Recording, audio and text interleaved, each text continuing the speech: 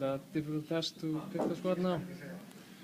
I can't say it's especially difficult. I mean, it's rather easy to pick the 15, 18 players, and then it's always a little bit of looking upon what kind of player do you want in the squad if something happened and things like that. But it's always a little bit of thinking when you're picking a squad, of course.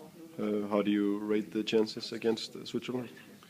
Yeah, it's difficult to say it in a percentage, but I feel that we have a chance anyway to beat them. I mean, we have of course gone through the game we played against them at home, and we did maybe one of our best matches even if we lost, and I think it wasn't a fair result that time. So we showed that we can play against a really good team, and we've done that in the friendlies too. So I'm rather positive, but of course they are the favorites when they're playing at home. But I think and hope that we can surprise them a little bit. The team did okay in the home match, but now we have Aron and Kolbeinn. Does that change much?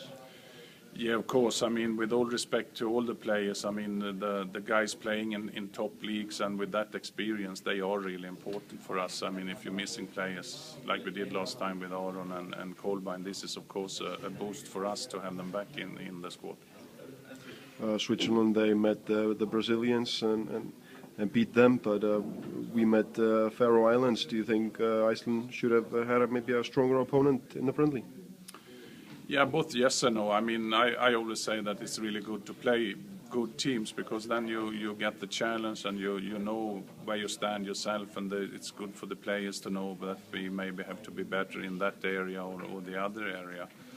But at the same time, I'm rather satisfied anyway because we played most of the friendlies since I came against really tough opponents. So it was good for us also to have a match where we dominated the game and could work with our passing part of the game. But ideal, of course, is when you have a friendly in front of a game like Switzerland, is to play a team more like the Swiss. But the situation is that it is, and so it, as I said, both advantages and disadvantages.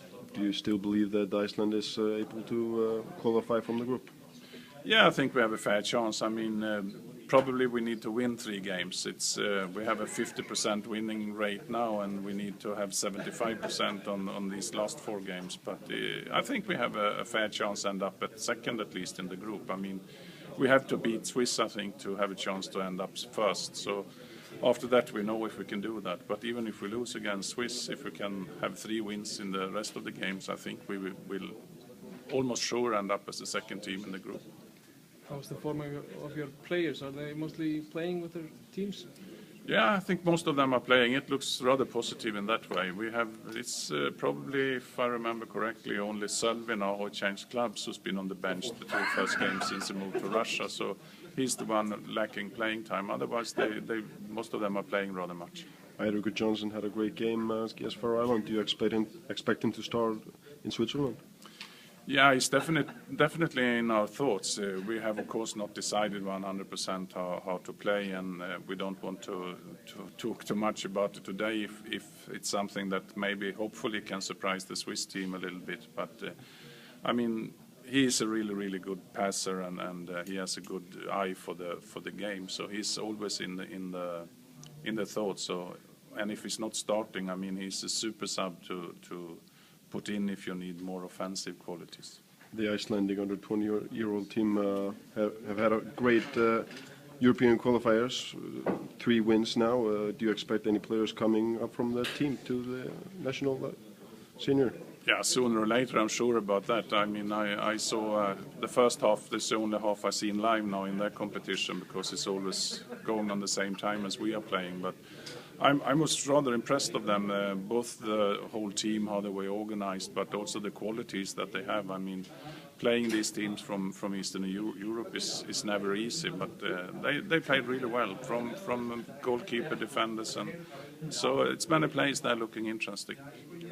Any players you can name now? Yeah, I mean, it's difficult to point out someone. I think that both the central defenders and the left fullback, you look a little bit extra on them because that's where we need maybe more players to come forward to strengthen the competition about the places in the national team. But I mean, if you look upon how many goals Emil Atlason scored, for instance, I mean, if you score so many goals, you have something. I mean, we're always looking for players that have the feeling for where it should be and scoring goals. So he is, of course, interesting too.